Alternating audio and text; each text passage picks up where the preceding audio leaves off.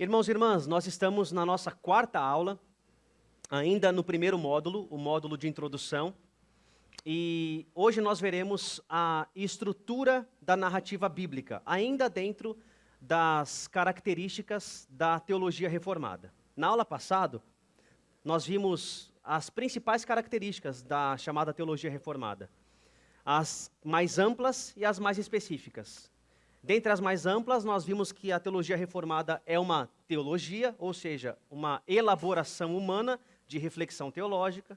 Vimos que é uma teologia católica, e nesse sentido de ser universal, de ter ligação com toda a história do cristianismo, mesmo antes da Reforma Protestante. Vimos que a teologia reformada também é evangélica, ela não é a única expressão válida de interpretação bíblica. Nós temos irmãos de outras confissões protestantes, evangélicas, e nós somos unidos com esses irmãos. E também vimos que a teologia sistemática ela é abrangente. Ela é um sistema teológico que aplica as verdades bíblicas em toda a esfera humana. E isso torna a teologia reformada um grande diferencial dentro das opções teológicas. Dentro das características mais específicas, nós vimos que a teologia reformada ela é centrada em Deus, ela tem Deus como a sua referência principal. Ela também é baseada na palavra, ela se baseia na exegese e na interpretação bíblica para tirar suas conclusões. Vimos também que a teologia reformada ela tem uma ênfase muito grande na pregação da palavra, como sendo o Vox Dei, a voz de Deus. A pregação da palavra é a palavra. Vimos também que a teologia reformada ela é devota a Jesus como aquele que possui o tríplice ofício, o grande rei, o grande profeta, o grande sacerdote. Vimos que a teologia reformada, ela se insere na cultura através da sua cosmovisão, ela entende através do mandato cultural e da graça comum que toda cultura ela é possibilitada pela graça de Deus. E um aspecto da nossa última aula, eu comentei que nós veríamos hoje, e é o seguinte aspecto, nós falamos na última aula que a teologia reformada, ela é estruturada por alianças. O fio condutor da teologia reformada são as alianças que Deus fez com o ser humano. Hoje, nós vamos nos concentrar nessa construção das alianças como sendo a grande estrutura narrativa da palavra de Deus. Esse é um tema gigantesco, irmãos, é um tema que tem sido trabalhado há séculos e é impossível nós sermos exaustivos nesse tema em uma aula. Então, no aplicativo nós já temos 2 textos, 2 materiais de apoio que você pode ler depois. São um tanto quanto extensos e um pouco pesados, mas vale a pena para que você se aprofunde um pouco mais nessa doutrina, nessa teologia da aliança, que é o fio condutor de toda a revelação bíblica. Nós vamos começar vendo que a Bíblia ela é uma narrativa. A Bíblia ela é um compêndio de 66 livros, e ela contempla dentro desse compêndio diversos gêneros literários. Lá nós temos narrativa, nós temos poesia, nós temos, enfim, gênero apocalíptico, nós temos prosa. Só que a Bíblia é um livro único. Mesmo esses exemplares de literatura, como por exemplo poesia, prosa, gênero apocalíptico, você consegue encontrar em outros tipos de livros, em outros tipos de documentos, mas o que nós encontramos na Bíblia é único. Porque tem uma única mensagem, um formato muitas vezes único também, e um único fio condutor. Como diz o John Frame, na sua teologia sistemática, a Bíblia não é apenas um conjunto de gêneros literários singulares. Ela também anuncia uma mensagem singular. Essa mensagem inclui uma narrativa histórica, mas também inclui uma visão geral de mundo. Essa concepção apresenta Deus como o Senhor de toda a criação, controlando todas as coisas, exercendo a autoridade última e habitando com sua criação. Ele é absoluto, tripessoal, transcendente, imanente e criador. Essa cosmovisão é o ambiente da história. Você não vai entender a Bíblia se você se aproximar dela com um pressuposto, com uma visão de mundo diferente do que ela já apresenta. Ela não é um livro que você pode inserir nele o seu tipo de visão de mundo. Ela já oferece para você, logo no começo, uma narrativa muito estruturada. Ela começa dizendo que Deus criou os céus e a terra. Ela não tenta discutir se Deus existe ou não. Ela não tenta discutir se milagres acontecem ou não. Ela já tem uma forma de visão muito clara, uma cosmovisão definida. E ela é teocêntrica, ela é centrada em Deus. E por ser centrada em Deus, ela desenvolve essa revelação dentro de uma estrutura narrativa. Se você pegar todos os gêneros literários que tem na Bíblia, bater no liquidificador e tirar o suco, o que mais vai sair é história. Pensa no Antigo Testamento. É basicamente história. Até os livros proféticos estão inseridos dentro de um contexto histórico. Pensa nos evangelhos. São história. Pensa no livro de Atos. A história da igreja. Pense nas cartas dos apóstolos, resolvendo problemas pontuais dentro de um contexto histórico. Então, as narrativas são o principal gênero dentro da palavra de Deus. E essas narrativas, elas são alicerçadas dentro da estrutura de alianças, que é o que nós falaremos agora. Essa estrutura narrativa tendo as alianças como dizia um professor meu, como estrutura arquitetônica da revelação, como moldura da revelação. Essa não é a única forma de você ver um fio condutor na Bíblia, existem outros. Por exemplo, você pode pensar na narrativa bíblica como sendo o avanço do reino de Deus no mundo. É uma possibilidade possível. Outra possibilidade, você pode pensar no fio condutor narrativo como sendo Deus chamando para si uma família, a história da família do povo de Deus. É possível também. Você pode olhar para a narrativa bíblica tendo como fio condutor os mediadores que culminam em Jesus. É possível também. Mas a mais usada e a que fornece uma estrutura mais sólida para nós é a estrutura das alianças. Como diz aqui o Veneman, no slide que vai aparecer para você, os principais temas das Escrituras encontram sua coerência bibliográfica, teológica e até mesmo sistemática no contexto da aliança. Especialmente na história da teologia reformada, a compreensão graciosa de Deus para entrar em comunhão com o ser humano, como guardião da sua imagem, tem sido expressa confessionalmente e teologicamente por meio da doutrina do pacto. Quando você ouvir doutrina do pacto, teologia da aliança, é a mesma coisa. É a ideia de que Deus fez aliança com o ser humano. São expressões diferentes para a mesma coisa. Outros autores, o Gentry e o Wellum, eles dizem assim: as alianças são centrais e fundamentais para toda a estrutura do enredo narrativo da Bíblia. Não se pode entender completamente as Escrituras e tirar conclusões teológicas corretas sem entender como todas as alianças bíblicas se desdobram ao longo do tempo e encontram seu telos, propósito, término e cumprimento em Cristo. As alianças formam a espinha dorsal da metanarrativa da Bíblia e, portanto, é essencial juntá-las corretamente para discernir com precisão todo o conselho de Deus. A expressão que eles usam aqui, metanarrativa, é interessante. O que é uma metanarrativa? É a história acima da história. Por exemplo, a Bíblia é cheia de histórias, diversas histórias. Davi, Sansão, Moisés, Pedro, várias histórias que você pode lê-las separadamente. Mas todas essas pequenas histórias estão dentro de uma grande história, a história da redenção. Então toda narrativa está dentro de uma metanarrativa. Deu para entender? Toda a história pequena, pontual, particular, está dentro de uma grande história. Não é assim num filme também? Pensa lá na trilogia O Senhor dos Anéis. Diversas histórias. Você tem o Frodo e o Sam, você tem o Gandalf, você tem todo mundo lá. Só que tudo isso está dentro da maior história, que é a história do um anel, que deve ser destruído lá nas profundezas de Mordor. Já fica a dica para você ler Senhor dos Anéis ou ver o filme, que é muito bom. Então, a metanarrativa bíblica é essa grande história que une as histórias menores. Qual é essa grande história? A história das alianças, a narrativa das alianças.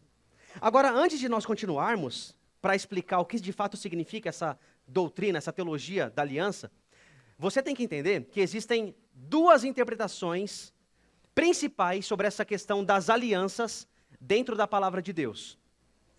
E essas duas interpretações principais são: a primeira é o dispensacionalismo. Dispensacionalismo. Essa expressão vem de dispensações. Esse é o primeiro modo. E esse é o modo mais comum, mais famoso na igreja evangélica brasileira. Ainda que você nunca tenha ouvido falar disso, é o pensamento mais vigente. Dispensacionalismo. O outro, o aliancismo, que é o que nós estamos chamando aqui de teologia do pacto, teologia da aliança, é tudo a mesma coisa, tá? Então, dispensacionalismo e aliancismo. O aliancismo, ele não é uma coisa só da Reforma Protestante, você consegue ver as origens disso lá em Agostinho já, mas na época da Reforma e na pós-Reforma, principalmente, esse conceito da teologia da aliança ele é desenvolvido. O dispensacionalismo, ele surge no século XIX, e ele se torna muito famoso com a publicação de uma Bíblia de Estudo chamada Bíblia de Estudo Scofield, que foi publicada em 1909. É verdade que o que eu vou passar aqui para vocês agora não é geral, não é padrão, mas no Brasil, pelo menos, é talvez o pensamento mais comum. Quais são as diferenças entre dispensacionalismo e aliancismo? O dispensacionalismo, ele olha para a história da redenção, especialmente para o Antigo Testamento, como sendo uma série de dispensações diferentes, uma série de momentos diferentes em que Deus faz testes com o ser humano. Então, por exemplo, primeira dispensação, primeiro momento nessa história de revelação, Adão. Deus faz um teste com Adão. Adão falha. E então Deus faz um outro teste, num outro momento, uma outra dispensação com Noé. Noé falha. Então Deus faz um outro plano. Aí ele vai para Abraão. Abraão falha. Ele vai para Moisés. Aí ele vai para Davi. Então, o Antigo Testamento, dentro do entendimento dispensacionalista, ele é como uma série de testes que Deus foi aplicando, e as pessoas foram caindo no teste, foram errando, foram sendo reprovadas, e então Deus foi fazendo novos testes, até que ele viu que todo mundo falhou e não tinha jeito, tinha que fazer um único teste com Jesus. Esse é o pensamento dispensacionalista.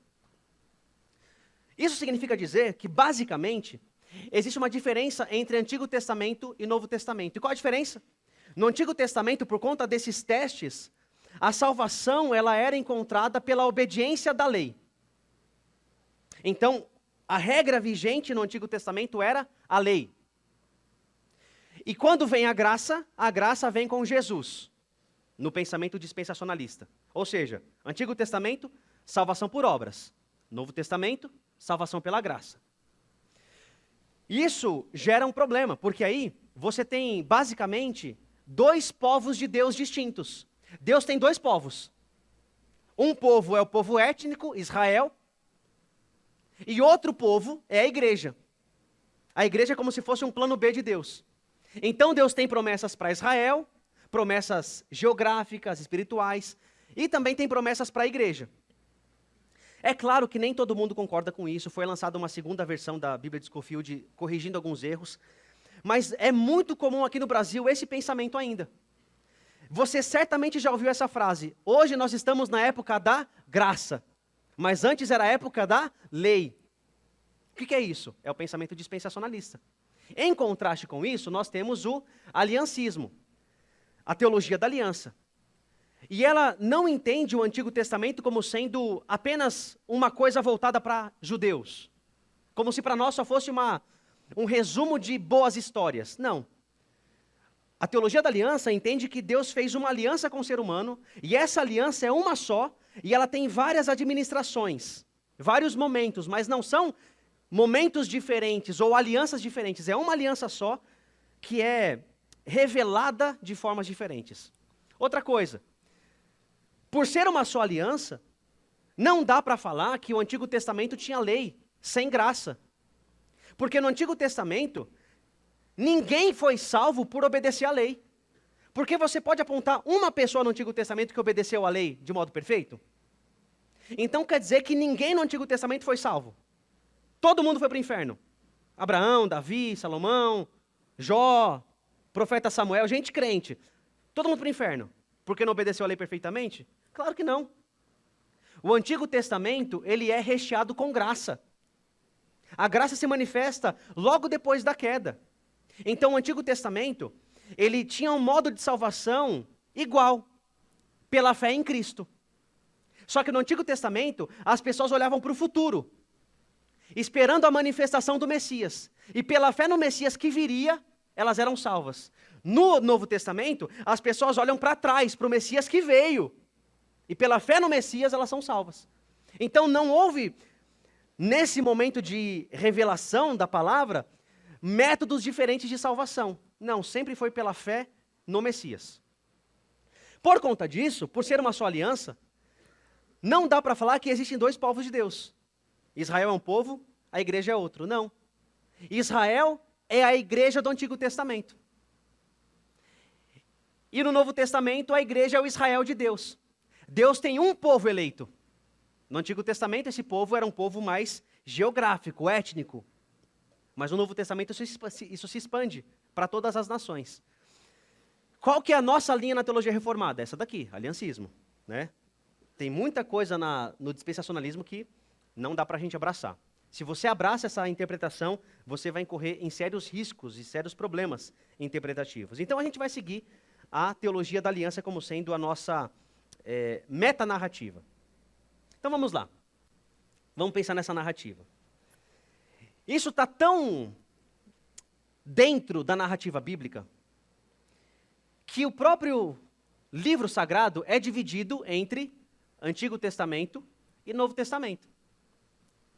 Aí você fala, mas pastor, aliança é uma coisa, testamento é outra. Testamento é aquele documento que alguém faz antes da sua morte, mostrando qual será o fim dos seus bens. Mas eu quero dizer para você que esse termo Antigo Testamento e Novo Testamento tem que ser repensado. Por quê? No hebraico, a ideia de aliança é a palavra berit. No grego, a palavra mais usada para aliança é diatheke. Essas duas palavras, elas concentram um conceito de aliança que eu vou explicar daqui a pouquinho. Quando essas duas palavras, hebraica e grega, foram traduzidas para o latim, a palavra usada foi testamentum.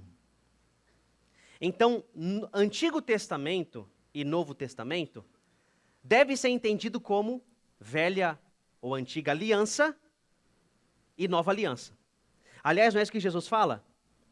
Que esse é o sangue da nova aliança.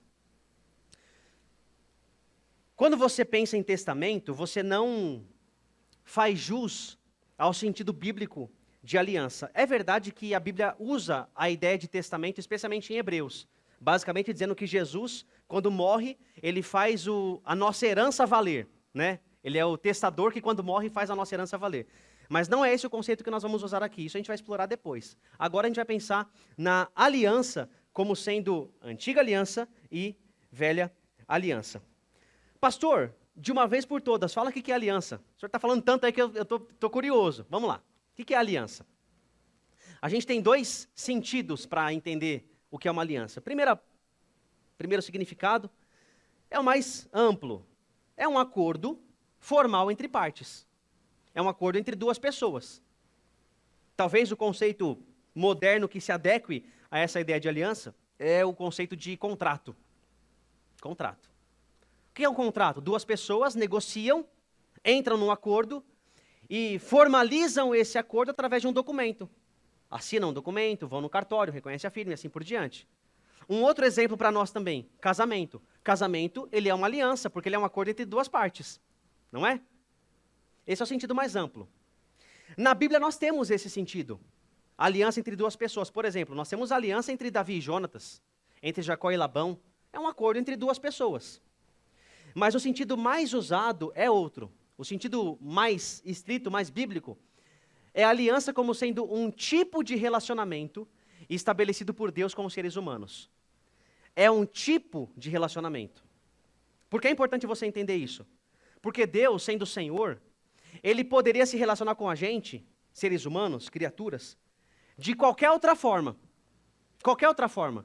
Ele poderia só nos criar, dar ordens e ir embora. Porque Ele é Deus, nós somos finitos, Ele é infinito. Deus tinha uma gama de opções para escolher na forma de se relacionar conosco, mas ele escolheu se relacionar conosco através de alianças. Agora, para entender de modo ainda mais específico o que significa aliança, eu uso aqui a definição do Palmer Robertson, que nós vamos usar muito aqui nessa aula, esse autor. Uma aliança é um pacto de vida ou morte soberanamente estabelecido. Uma aliança é um pacto de vida ou morte soberanamente estabelecido. Vamos entender isso. Uma aliança é um pacto, um juramento, um compromisso seríssimo. Tão sério que quem entra nessa aliança garante o cumprimento da aliança com a sua vida ou com a sua morte. Por isso que é um pacto de vida ou morte. É tão sério que numa aliança, na época bíblica, especialmente no Antigo Testamento, era mais ou menos o seguinte: eu estou fazendo uma aliança com você.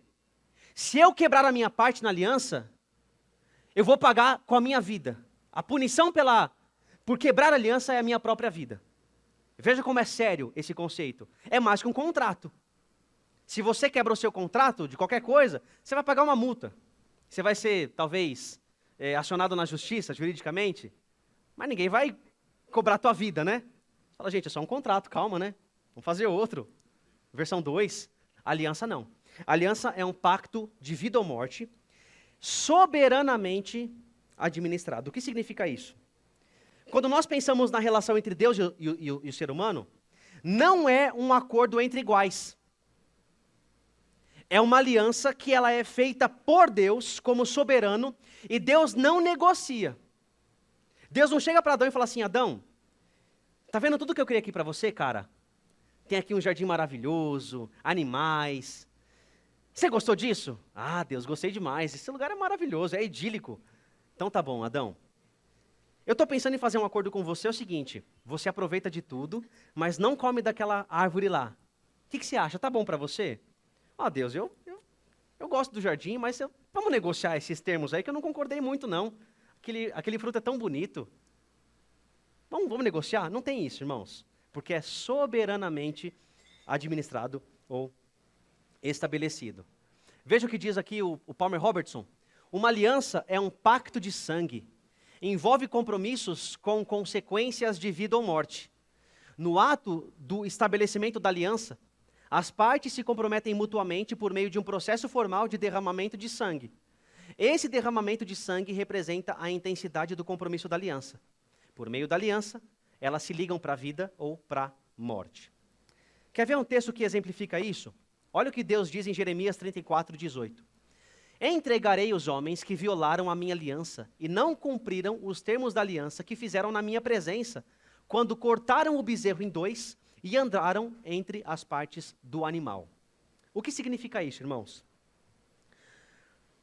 No Antigo Testamento, especialmente na época de Abraão e um pouco antes, uma aliança, para ser selada, o rito de selo de uma aliança consistia no seguinte: era trazido um animal, esse animal era morto, o sangue era derramado, o animal era cortado ao meio e colocado uma parte num lado e outra parte no outro. Então, imagina essa cena violenta, sanguinária. Um animal cortado no meio, uma parte para cá e uma parte para lá. As duas pessoas que fizeram aliança, elas andavam no meio desses pedaços do animal, andavam no meio, simbolizando o seguinte: se eu quebrar a aliança, seja feito comigo o que aconteceu com esse animal.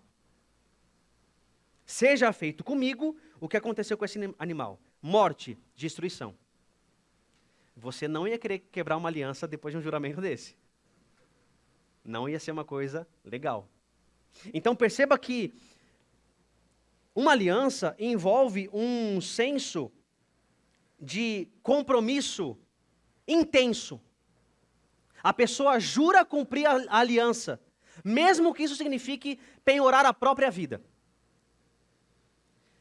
Olha que coisa forte quando nós pensamos em Deus fazendo aliança conosco. A gente vai chegar lá.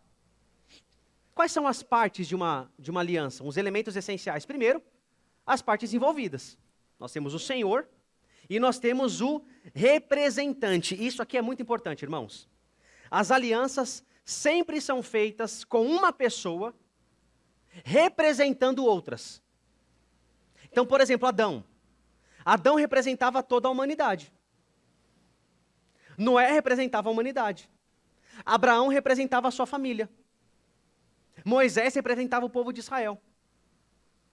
Então, esse elemento de representatividade é muito importante. A aliança é feita, sim, com indivíduos, mas sempre com um representante, um cabeça. Na teologia nós chamamos isso de federalismo. É alguém que se põe num lugar, numa posição federal. Pensa no nosso governo aqui brasileiro. Uma república federativa. O que significa isso? Nós temos representantes no governo. É uma república federativa, representantes. Se eles fazem coisas boas, mesmo sem a gente estar lá, nos afeta. Se eles fazem coisa ruim, mesma coisa. O conceito de aliança é o mesmo. O representante, ele tem o peso de ser fiel à aliança por si e pelos seus representados. A gente vai falar mais disso depois. Depois, toda aliança tem condições. São as cláusulas do contrato. Tem também promessas e castigos. Se você cumprir a aliança, você vai ganhar isso. Se você descumprir, vai acontecer isso com você. E toda aliança tinha um sinal ou um selo que comprovava aquela aliança e que lembrava sempre a pessoa daquela aliança. Por exemplo, acabei de citar um selo, o animal cortado ao meio. Esse conceito ainda existe até hoje. O que é isso aqui? É uma aliança, mas isso aqui é minha esposa? Não. Isso aqui é um selo, um símbolo, um sinal de uma aliança que foi feita. Esse conceito existe até hoje. Além disso, irmãos, se nós temos esse Deus que faz aliança conosco, a pergunta que deve ser respondida é: por que Deus faz aliança com a gente? Por que Deus faz esse compromisso tão sério? Ele é Deus. Não tem necessidade disso. Ele pode só mandar e a gente ficar quieto e obedecer. Por que ele faz aliança conosco? Olha o que diz a Confissão de Fé de Westminster, capítulo 7, no primeiro item, na primeira linha. Tão grande é a distância entre Deus e a criatura, que embora as criaturas racionais lhe devam obediência como seu Criador, nunca poderiam fruir nada dele como bem-aventurança e recompensa, senão por alguma voluntária condescendência da parte de Deus, a qual foi ele servido significar por meio de um pacto. O que é uma voluntária condescendência? Em outras palavras, é Deus se rebaixando para falar no nosso nível. É igual quando você fala com uma criança, não é? Se abaixa e você fala numa linguagem que a criança entende. Deus não tinha necessidade nenhuma de fazer isso, mas, por ser amoroso, por ser gracioso, ele voluntariamente se rebaixa, entre aspas, para interagir com a criatura e para fazer uma aliança com a criatura, na qual ele se obriga, em juramento, a cumprir o que ele prometeu àqueles com quem ele fez aliança. Você percebeu como é sério o que eu acabei de dizer? Deus obriga a si mesmo a cumprir a aliança que ele faz com o seu povo. Deus obriga a si mesmo. Ninguém obriga a Deus, tá? Ninguém coloca Deus na parede e fala: Deus, eu dei meu dízimo, viu? Cadê meu aumento? Isso aí não existe, não. Mas Deus coloca a sua própria palavra, penhora a sua palavra, o seu ser, para cumprir o que ele prometeu ao seu povo. Em diversas passagens o Senhor diz: por mim mesmo jurei, não é verdade? Por mim mesmo jurei. Por quê? Porque não tem ninguém maior que ele. Agora, por que é que Deus faz essa aliança? Ele tem essa postura de voluntária condescendência para fazer um pacto com seres humanos. A resposta para isso, irmãos, é muito simples. Deus faz isso porque Ele quer formar um povo para si mesmo. Eu quero ler com vocês alguns textos, e eu quero que você repare como algumas expressões se repetem. Veja comigo aqui. Gênesis 17:7. Deus falando com Abraão: e estabelecerei a minha aliança como aliança eterna entre mim e você e os seus futuros descendentes, para ser o seu Deus e o Deus dos seus descendentes. Êxodo 7:6. Eu os farei meu povo e serei o Deus de vocês. Então vocês saberão que eu sou o Senhor, o Deus de vocês, que os livra do trabalho imposto pelos egípcios. A vocês o Senhor tomou e os tirou da fornalha de fundir ferro do Egito, para serem o povo da sua herança, como hoje se pode ver. Deuteronômio 29, 12 e 13. Vocês estão aqui presentes para entrar em aliança com o Senhor, o seu Deus, aliança que Ele está fazendo com vocês hoje, selando-a sob juramento para hoje confirmá-los como seu povo, para que Ele seja o seu Deus, conforme Ele lhes prometeu e jurou aos seus antepassados Abraão, Isaque e Jacó. 2 Samuel 7, 14 e 15. Eu serei seu pai e ele será meu filho. Quando ele cometer algum erro, eu o punirei com o castigo dos homens, com açoites aplicados por homens. Mas nunca retirarei dele o meu amor como retirei de Saul, a quem tirei do seu caminho. E por fim, Hebreus 8, 10. Esta é a aliança que farei com a comunidade de Israel depois daqueles dias, declara o Senhor. Porei minhas leis em suas mentes e as escreverei em seus corações. Serei o Deus deles e eles serão o meu povo. Percebeu o que se repete aqui? Eu serei o Deus deles e eles serão o meu povo. A queda, o pecado, bagunçou tudo. Deus criou o homem para ser a sua imagem e semelhança, para ter relacionamento consigo, mas o pecado entrou e o ser humano, criado para ter relacionamento com Deus, se tornou rebelde contra Deus. Mas Deus não perderia essa batalha para o pecado, nem para o diabo. Então Deus soberanamente estabelece que vai formar um povo para si. Vai formar um povo que o ama, que o adora, que o representa. Deus não vai perder a batalha para o pecado. Como diz aqui o Palmer Robertson, agora em outro livro, livro Alianças, eu serei o vosso Deus e vós sereis o meu povo, é a pulsação de cada aliança divina na Bíblia. Essa fórmula de esperança aparece no primeiro livro da Bíblia para renovar a confiança de um homem frustrado com a espera, ou seja, Abraão. No último livro da Bíblia, ela irrompe com o esplendor para iluminar a glória final do crente. Entre o começo e o fim, o constante encorajamento do homem ou da mulher que precisa de Deus encontra-se neste mesmo centro pactual. Deus comprometeu-se de tal maneira que Ele pode ser o seu Deus e você pode fazer parte do seu povo para sempre. Deus faz aliança com o seu povo, comprometendo a sua própria glória em cumprir os termos dessa aliança. E como vimos na semana passada, irmãos, nós temos como estrutura de aliança 3 grandes alianças na revelação bíblica. A primeira é a aliança da redenção, que é estabelecida entre Pai, Filho e Espírito antes da criação do mundo. Deus Pai, Deus Filho e Deus Espírito, em uma aliança trinitária, eles entram num acordo, salvar pecadores. Deus Pai enviaria Jesus, Jesus voluntariamente se tornaria homem, e o Espírito iria descer, enviado pelo Pai e pelo Filho, e selaria os eleitos para que fossem salvos e regenerados. Depois nós temos a aliança das obras, falamos dela na semana passada, que é estabelecida com Adão. E a aliança das obras era obediência. Se Adão obedecesse, ele ganharia o prêmio da vida, a vida eterna, a vida incorruptível. Adão é colocado, irmãos, num período de teste, lá no Éden. Não sabemos quanto tempo foi, mas Deus havia dito para Adão aproveitar de tudo no jardim, mas não comer do fruto da árvore do conhecimento do bem e do mal. Adão peca, Adão não cumpre os termos dessa aliança, e então, naquele mesmo momento em que Adão peca, Deus entra na cena, lança uma maldição para a serpente, e ele faz uma outra aliança, que nós chamamos de aliança da graça. Deus promete que através do descendente da mulher viria a salvação. Então a aliança da graça, ela é estipulada, iniciada, naquele momento, imediatamente após o pecado de Adão. Mais uma vez aqui, Palmer Robertson. A aliança da graça é imediatamente estabelecida em conjunção com o fracasso do homem. Deus ligara-se ao homem pelas ordenanças especiais da criação. O homem rompeu esse relacionamento ao comer do fruto proibido. Entretanto, o relacionamento de Deus com a sua criatura não terminou com o pecado do homem. A maravilha do caráter gracioso do Criador manifesta-se imediatamente. Na verdade, o julgamento deve vir a seguir. Mas mesmo em meio a um julgamento, Deus compromete-se agora a redimir um povo para si mesmo. Pastor, qual aliança está vigente hoje?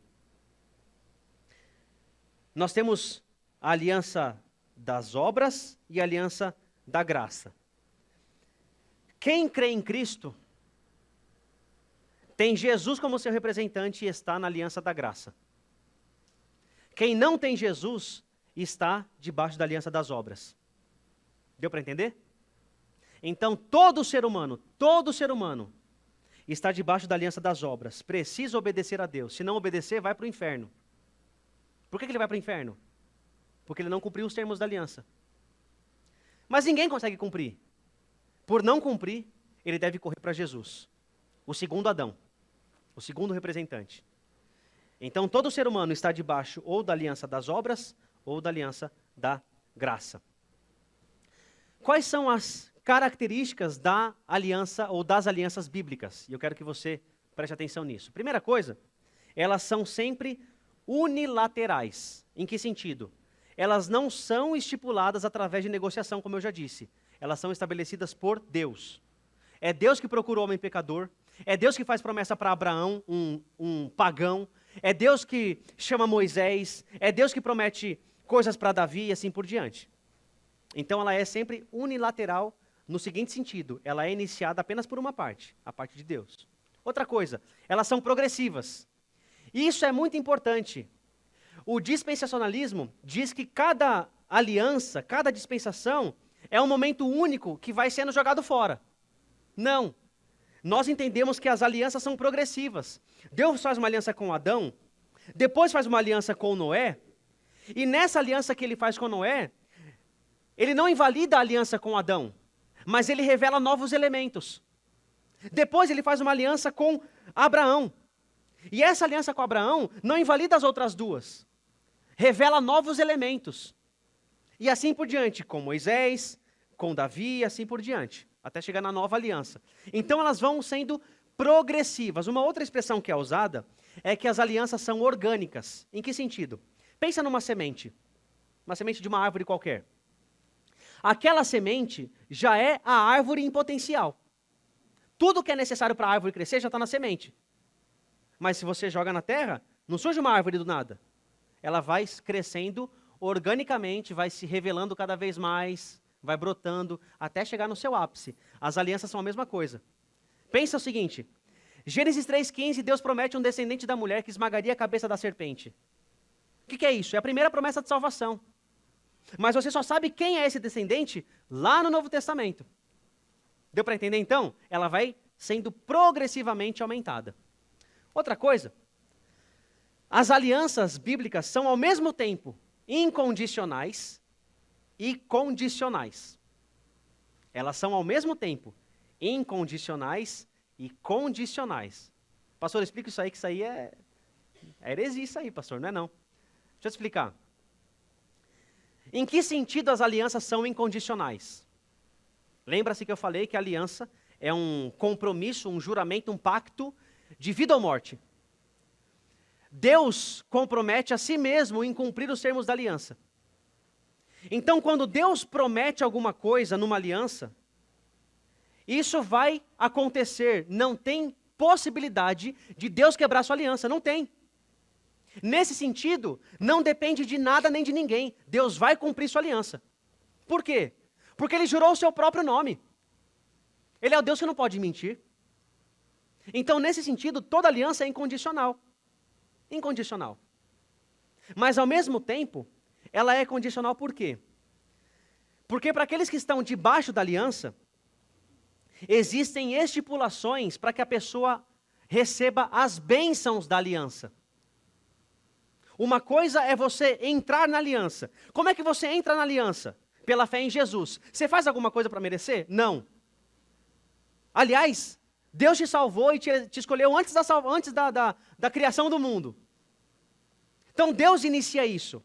Se você está no pacto, você está seguro. Deus prometeu. Esse é o elemento incondicional. Mas o que é condicional? É o seu aproveitamento, o seu recebimento das bênçãos da aliança. Pensa, por exemplo, no povo de Israel. Era povo de Deus? Era. Havia possibilidade desse povo não ser mais povo de Deus? Claro que não. Mas quantas vezes esse povo foi punido pelo seu pecado? Porque quebraram o elemento condicional da aliança, as estipulações, as obrigações. Com a gente é a mesma coisa. Quem é a ovelha de Cristo está seguro nas mãos do Senhor. Está seguro. Então, nesse sentido, a salvação é incondicional mesmo. Agora, o recebimento das bênçãos, do crescimento, da santificação, isso sim é condicional. Deu para entender, irmãos? Outro elemento aqui, importante. As alianças são interligadas. Como eu disse, é uma aliança que vai crescendo, vai até atingir o seu ápice lá em Jesus, mas é sempre uma mesma aliança, a aliança da graça, ok? Como diz o Herman Bavinck, aliás, esse livro é um livro que você pode comprar, viu? As Maravilhas de Deus, é uma teologia sistemática em termos mais simples. O pacto da graça é essencialmente o mesmo em todo lugar e em todos os tempos, mas sempre se manifesta de novas formas e passa por diferentes dispensações. Ele permanece sendo essencial e materialmente um só, seja antes, debaixo ou depois da lei. Sempre é o pacto da graça, e ele é assim chamado porque tem sua origem na graça de Deus, a graça por conteúdo e por propósito final a glorificação da graça de Deus. Embora o pacto da graça seja imutável em sua essência, ele muda em suas formas e assume diversas configurações nas diferentes dispensações. Então, Deus faz um pacto com a humanidade, com Adão, vai progressivamente revelando mais elementos, e cada nova revelação, cada nova parte da aliança tem elementos diferentes. Quais são as alianças que nós temos dentro da aliança da graça? A aliança de ter um representante no lugar de Adão que falhou. São essas as dispensações da aliança da graça que nós veremos agora. Primeira aliança, Adão. Segunda, Noé. Depois, Abraão, Moisés, Davi e, por fim, Cristo. Nós vamos ver todas essas dispensações agora. É claro, irmãos, que nós não vamos exaurir cada uma dessas alianças, porque nós não temos a mínima condição de fazer isso, mas eu quero que você tenha uma ideia de como essas dispensações do pacto da aliança da graça vão revelando cada vez mais o plano salvador de Deus. Vamos lá, começando por Adão.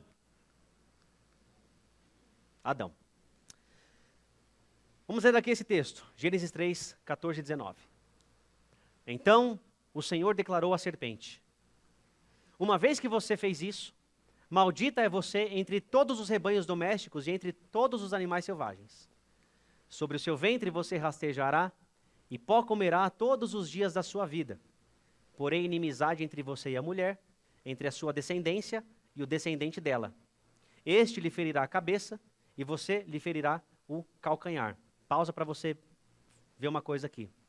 O texto fala que colocarei inimizade entre a sua descendência e o descendente dela. A palavra descendência e descendente é a mesma, zerá. Então aqui é possível a tradução entre a sua descendência e a descendência dela. Aliás, é assim que a Almeida Revista e Corrigida traduz, tá? Então as duas traduções são possíveis. Daqui a pouco eu explico por que eu falei isso. A mulher, ele declarou: multiplicarei grandemente o seu sofrimento na gravidez. Com sofrimento você dará à luz filhos. Seu desejo será para o seu marido, e ele a dominará. E ao homem declarou: visto que você deu ouvidos à sua mulher e comeu do fruto da árvore, da qual eu lhe ordenara que não comesse, maldita é a terra por sua causa. Com sofrimento você se alimentará dela todos os dias de sua vida.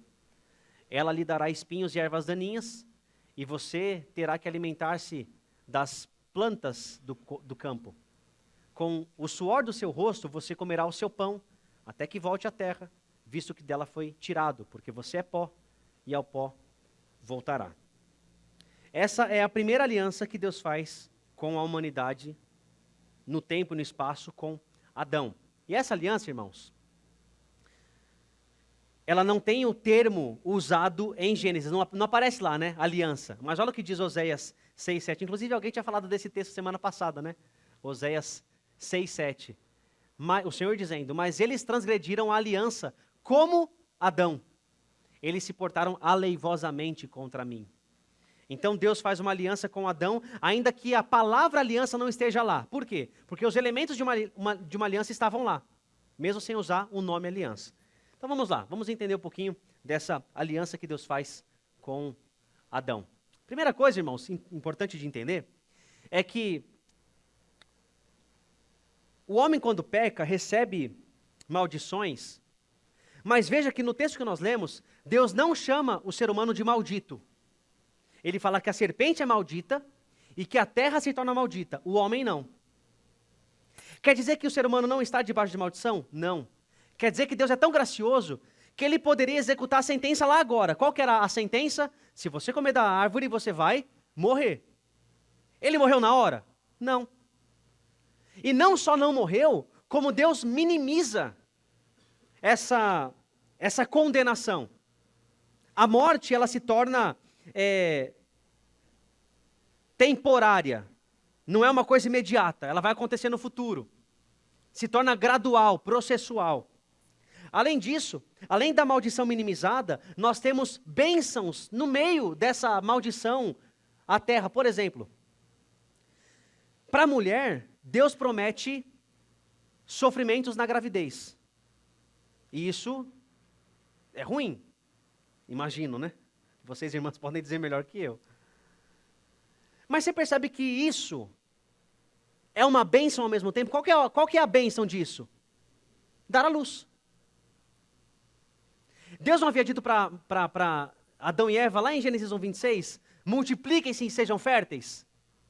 Aqui é mesmo, Deus está falando, olha, eu sou tão gracioso que eu vou permitir que vocês realizem a tarefa de vocês. Você, mulher, você vai dar à luz. E para o homem? Deus fala assim, você vai trabalhar, você vai suar para receber o seu sustento. É uma coisa penosa? É penosa. Mas qual que é a bênção no meio disso? Sustento. Então, para homens que quebraram a aliança, Deus promete descendência, promete sustento. Percebe que Deus é gracioso? Isso é tão verdade, irmãos, que depois de todo esse relato, Adão nomeia a sua esposa de Eva. A primeira vez que Eva é nomeada é depois de toda essa palavra que Deus dá. E Eva significa vida.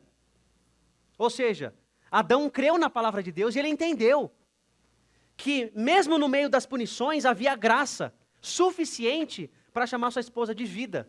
E não é só tratamento carinhoso não, né? Ô vida, vem cá. Não, é o nome da mulher, o nome dela é vida, porque ela simboliza a promessa de Deus. Que coisa boa. Outra coisa, irmãos, o ponto central de tudo que está acontecendo aqui é o verso 15, quando Deus fala que colocará inimizade entre a descendência da mulher e da serpente. E o descendente da mulher esmagaria a cabeça da serpente. Por que isso é importante, irmãos? Lembra que eu falei que a palavra lá é a mesma? A palavra zerá?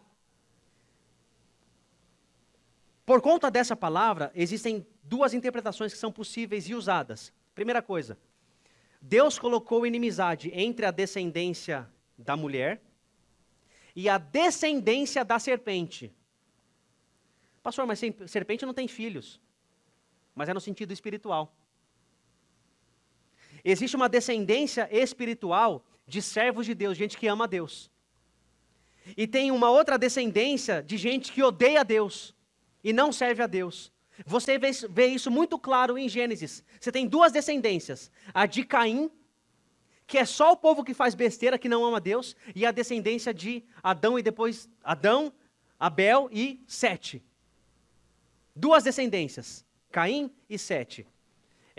E você vê esse fio condutor em toda a revelação. Você tem a semente eleita, a semente da mulher, a descendência da mulher, e a semente dos não eleitos, daqueles que odeiam a Deus.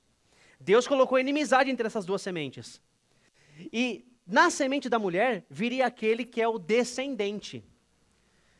O descendente da mulher venceria a serpente e a obra que a serpente começou, ou pelo menos provocou, lá no Éden. Isso é muito importante, irmãos, porque aqui nós temos a primeira promessa do Evangelho. E aqui nós temos o primeiro indício do que acontecer, do que nós veremos lá na frente. O Redentor, aquele que viria cumprir os termos da aliança, seria um ser humano. Seria alguém que viria da descendência da mulher. Não ia ser um holograma, não ia ser um anjo. Não, ia ser um ser humano. Lembra que eu falei também que toda aliança tem um sinal? Lembra disso? Toda aliança tem um sinal. Qual que é o sinal aqui da aliança que Deus faz com o ser humano? O sinal é a árvore da vida. Lembra que Deus fala? Vamos expulsar o ser humano do jardim para que ele não coma da árvore e não viva eternamente? A ideia não é, irmãos, vamos evitar que Adão se torne imortal. Também pode ser essa. Mas a ideia principal é a seguinte: vida em Gênesis é comunhão com Deus. Vida é comunhão. Vamos impedir que o homem coma dessa árvore e assim tenha acesso a uma comunhão que ele não tem direito. Então a árvore da vida se torna o sinal de que o ser humano está sob maldição e também esperando a promessa do Redentor. Não é à toa que qual que é a outra vez na Bíblia que a árvore da vida aparece? Onde que é? Você lembra? Apocalipse. Quem tem acesso à árvore da vida? Aqueles que creram em Jesus, o representante da aliança. Entende? Que coisa maravilhosa. A outra aliança, irmãos, a aliança que Deus faz com Noé. A aliança da preservação. Então veja que a aliança com Adão é a aliança do começo. A coisa está lá, mas de modo muito ainda seminal. Depois, não sabemos quanto tempo depois. A gente pode pensar nas genealogias, mas não é certeza. Nós temos aqui a aliança que Deus faz com Noé, a aliança da preservação. Então vamos ver alguns textos aqui. Primeiro, Gênesis 6, 17 e 19. A 19. Eis que vou trazer água sobre a terra, o dilúvio, para destruir debaixo do céu toda criatura que tem fôlego de vida. Tudo que há na terra perecerá, mas com você estabelecerei a minha aliança. Primeira vez que aparece aqui o termo aliança na Bíblia. E você entrará na arca com seus filhos, sua mulher, e as mulheres dos seus filhos. Faça entrar na arca um casal de cada um dos seres vivos, macho e fêmea, para conservá-los vivos com você. Outro texto, Gênesis 9, de 8 a 15. Então disse Deus a Noé e a seus filhos, que estavam com ele: vou estabelecer a minha aliança com vocês e com os seus futuros descendentes, e com todo ser vivo que está com vocês, as aves, os rebanhos domésticos e animais selvagens. Todos os que saíram da arca com vocês, todos os seres vivos da terra. Estabeleço uma aliança com vocês. Nunca mais será ceifada nenhuma forma de vida pelas águas de um dilúvio. Nunca mais haverá dilúvio para destruir a terra. E Deus prosseguiu: esse é o sinal da aliança que estou fazendo entre mim e vocês, e com todos os seres vivos que estão com vocês para todas as gerações futuras. O meu arco que eu coloquei nas nuvens será o sinal da minha aliança com a terra. Quando eu trouxer nuvens sobre a terra, e nelas aparecer o arco-íris, então me lembrarei da minha aliança com vocês e com os seres vivos de todas as espécies. Nunca mais as águas se tornarão um dilúvio para destruir toda forma de vida. Aqui nós temos a aliança que Deus fez com Noé. Quais são as características dessa aliança? A primeira coisa é uma aliança universal. Em que sentido? Deus faz uma aliança com Noé, mas essa aliança se estende para toda a natureza, toda a fauna e flora. E todos os outros seres vivos, seres humanos também. Ou seja, Noé é o representante, ele é o alvo da bênção da aliança, mas todo mundo, literalmente, é abençoado, recebe os benefícios dessa aliança que ele faz. É uma aliança universal. É uma aliança de preservação. Por que Deus promete preservar? Porque se ele destruísse de novo, não ia ter povo para salvar. Não ia ter cenário para a redenção. Então Deus promete: olha, eu fiz isso como uma antecipação do juízo, mas não vou fazer de novo. Agora eu vou fazer só no final dos tempos, para que esse cenário da redenção possa acontecer. Além disso, uma coisa que acontece aqui, esse elemento de aliança é o juízo sobre os ímpios que não estão debaixo da aliança, não têm aliança com Deus. Noé pregou anos e anos a fio. Alguém creu? Alguém se interessou em ter aliança com Deus? Não. Então qual que é o resultado? Punição. Juízo sobre essas pessoas. Outra coisa também, aqui nós começamos a ver uma coisa importante. Alianças que Deus faz com famílias. Deus faz uma aliança com a família de Noé. E depois, dentro da família de Noé, lá em Gênesis 9:26, ele promete uma bênção para Sem, o filho de Noé. Então aqui nós começamos a ver essa ideia de Deus abençoando famílias, não só indivíduos. Mais para frente a gente vai ver melhor isso. Qual que era o sinal? O sinal dessa aliança? O arco-íris. Agora olha que interessante, irmãos. O que foi o dilúvio? Um juízo que Deus fez contra a humanidade. O que é o arco? O que é o arco? Esquece o arco-íris, coloridinho. O que é um arco? É uma arma, não é? É um instrumento de guerra, de caça. Deus fala para Noé o seguinte, olha só. Eu derramei minha ira sobre a humanidade, mas eu prometo para você que não vou fazer mais isso. Não vou fazer desse jeito aqui. E a prova que eu estou te dando, Noé, é que eu vou guardar minha arma. Eu vou guardar minha arma. Vou colocar minha arma na parede. Vou pendurar meu arco. E Deus pendura o arco. Metaforicamente falando, né? Claro. Agora imagina um arco, irmãos. Imagina um arco. Imagina se eu estivesse aqui para dar uma flechada lá no Raoni. Que eu não vou fazer porque eu sou crente. Qual que é o formato de um arco? É assim, né? Assim. Então, flechada no Raoni. Quando você olha para um arco-íris, imagina uma arma, um arco. O arco como uma arma. Deu para imaginar? Ele está apontado para onde? Se alguém fosse jogar uma flecha de um arco-íris, para onde que a flecha iria? Para o céu. Para cima. Você percebe qual que é o símbolo disso? É Deus dizendo, Noé, eu faço uma aliança com você. E como eu sei que você e a sua descendência não vão guardar a aliança, eu vou tomar sobre mim a punição que vocês deveriam tomar. A arma está apontada para mim agora. Isso se torna de modo cabal em Jesus. A arma apontada para Deus. A arma ferindo Deus, para não ferir aqueles que quebram a aliança. Percebe? Olha o que diz o reverendo Shun Quan Shun, foi meu professor no mestrado. Deus joga de lado a sua arma no céu num tratado unilateral de desarmamento. Assim, o arco descartado é o sinal da aliança, uma visível lembrança da promessa de graça para o mundo. Mas o arco não foi deixado de lado. Agora aponta armado para cima, indicando que todo pecado seria castigado em alguém que habita os altos céus, cumprindo a sua aliança. Isso é maravilhoso, não é? Percebe o evangelho já aqui? O evangelho já aqui. Deus prometendo receber a punição que os transgressores da aliança mereciam. É essa aliança que Deus faz com Noé. Prosseguindo, irmãos, nós temos uma outra aliança, que é a aliança que Deus faz com Abraão. E Abraão é a aliança da promessa. Aqui, irmãos, eu vou ler 2 textos. Eu vou pular um, porque por conta do nosso tempo. Vamos lá. Então o Senhor disse a Abraão, saia da tua terra, do meio dos seus parentes e da casa de seu pai, e vá para a terra que eu lhe mostrarei. Farei de você um grande povo e o abençoarei. Tornarei famoso o seu nome e você será uma bênção. Abençoarei os que o abençoarem e amaldiçoarei os que o amaldiçoarem. E por meio de você, todos os povos da terra serão abençoados. Outro texto aqui, Gênesis 15, 7 a 10 e 17 a 18.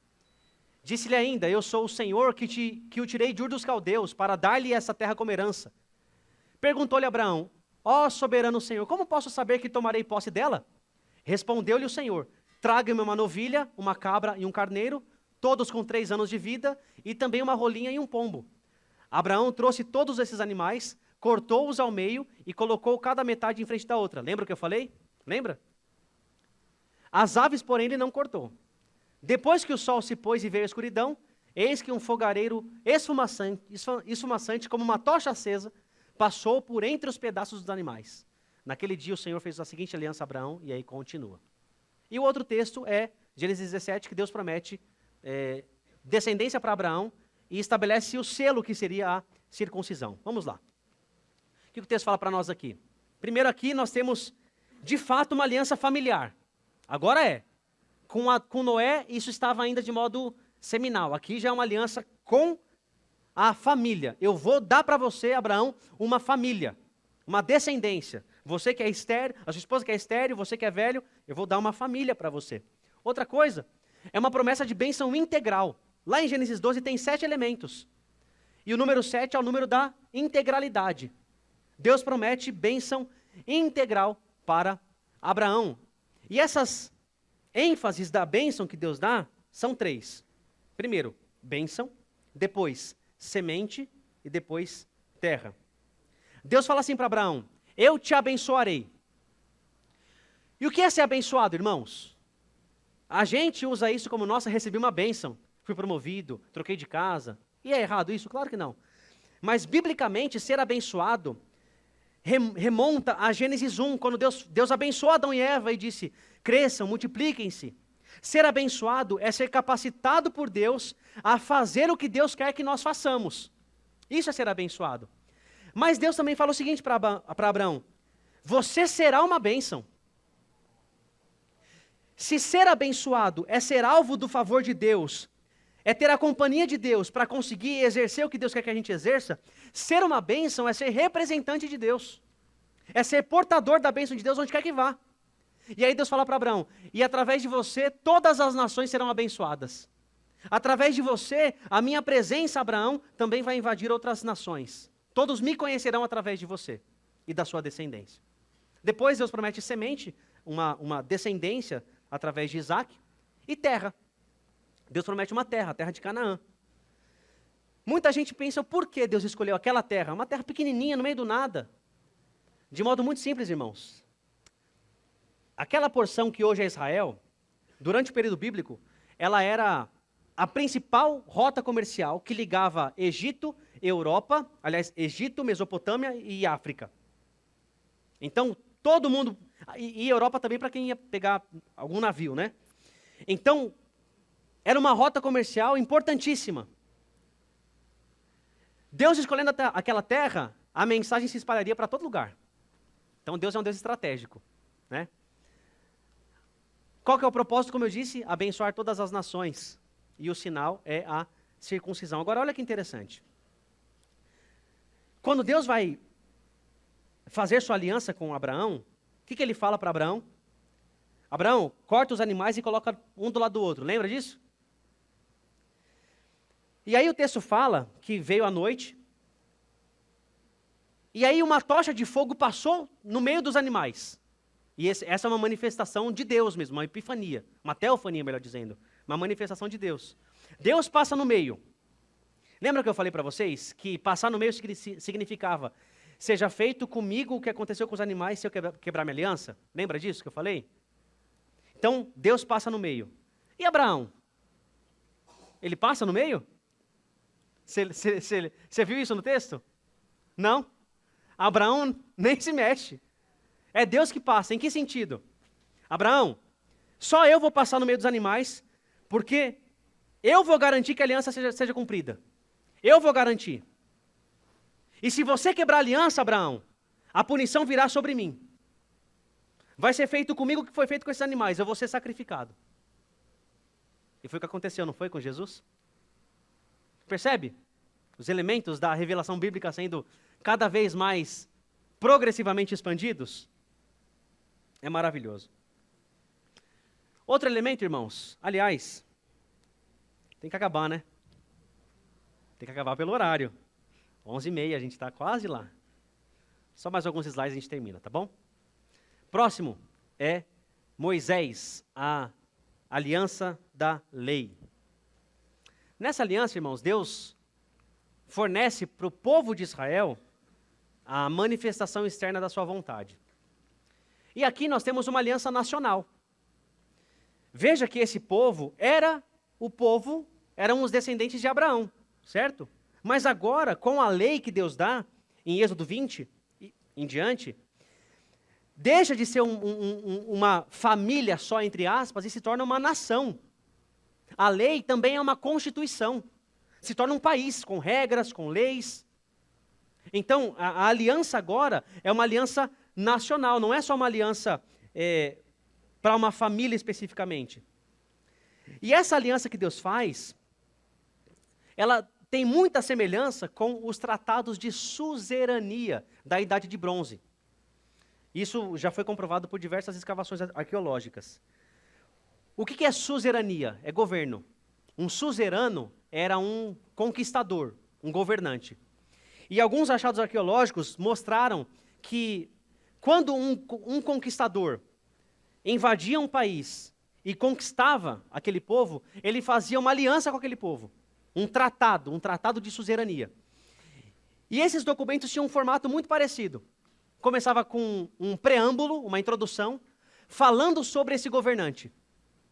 Depois, um prólogo histórico, falando o que esse cara tinha feito. Depois, as regras, as estipulações, os mandamentos, o que ele como soberano queria que o povo fizesse. Depois, testemunhas, gente para assinar o contrato, entre aspas.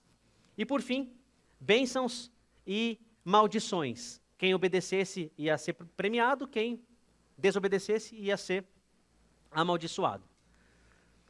Se você pega, irmãos, Gênesis 20, aliás, Êxodo 20, quando Deus vai dar a lei, como é que começa? O capítulo dos 10 mandamentos, como é que começa? Você lembra? Não começa com os 10 mandamentos. Começa com, eu sou o Senhor, eu sou Yahvé. É o preâmbulo. Quem é o governante? Eu sou o Senhor. Prólogo histórico. O que ele fala lá? Eu sou o Senhor que te tirei da terra do Egito. Aí começa, não terás outros deuses e assim por diante. Quais são as testemunhas que Deus chama no estabelecimento da lei? Você lembra?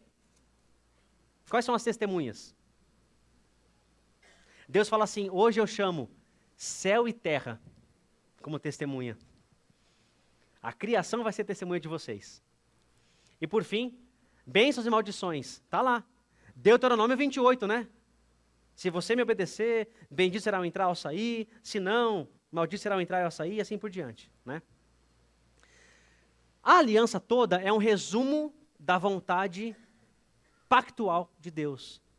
É Deus mostrando exatamente o que Ele queria. E os 10 mandamentos, irmãos, ainda valem para nós hoje, tá? Depois eu vou falar sobre isso em outro módulo, mas eles continuam vigentes. Continuam vigentes para nós. O que não vale para nós hoje são os elementos cerimoniais e cívicos da lei. Mas a lei moral permanece valendo. E a lei aqui, ela serve não só como um resumo da vontade de Deus, mas também como um instrumento de humilhação. Porque se você pega a lei como um todo, tem mais de 600 mandamentos. É impossível alguém obedecer.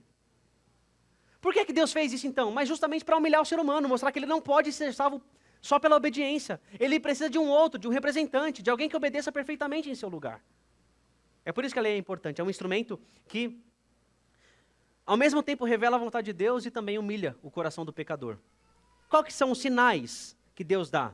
O primeiro sinal é a Páscoa, lá antes da saída do Egito. E o segundo sinal, que é o mais importante da lei, é o sábado. O sábado. Tanto que, quando Jesus veio à Terra, o sábado era talvez o grande distintivo de um judeu. O sábado era o grande distintivo, juntamente com a alimentação. O sábado era o grande sinal da aliança que Deus fez com Moisés. Como diz o Palmer Robertson, a aliança mosaica manifesta seu caráter distintivo como um sumário externalizado da vontade de Deus. Os patriarcas certamente estavam conscientes da vontade de Deus em termos gerais. De vez em quando eles recebiam uma revelação direta a respeito de aspectos específicos da vontade de Deus. Entretanto, com Moisés tornou-se explícito um resumo completo da vontade de Deus por meio da inscrição da lei. Esse sumário da vontade de Deus, externo ao homem e formalmente ordenado, constitui o caráter distintivo da aliança mosaica. E com isso, irmãos, nós encerramos. Na próxima aula nós veremos a aliança que Deus fez com Davi e com outras pessoas.